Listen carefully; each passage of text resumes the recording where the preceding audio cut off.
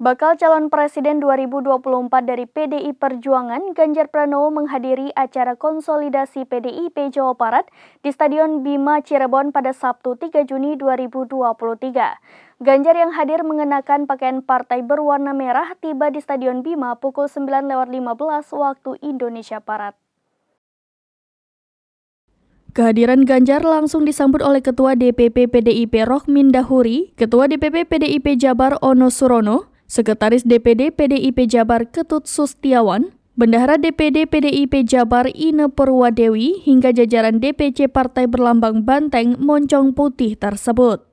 Anggota DPR RI dari fraksi PDIP juga hadir dalam acara konsolidasi partai tersebut. Agenda konsolidasi ini merupakan bentuk menjaga solidaritas PDIP dalam pemenangan Pilpres 2024 bersama Ganjar Pranowo.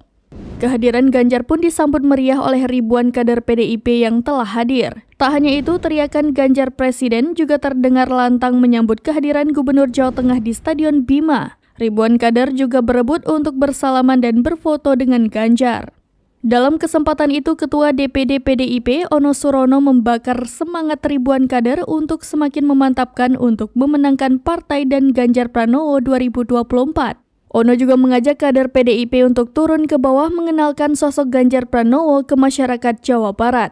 Ono juga menegaskan bahwa konsolidasi PDIP ini bukanlah yang terakhir di Jawa Barat, karena ia menyebut dalam waktu dekat akan ada konsolidasi lanjutan untuk memenangkan Ganjar Pranowo di Jawa Barat. Demikian informasi terkini, Syedara Lon. Saksikan terus berita lainnya di kanal YouTube Serambi News, website dan Facebook serambinews.com.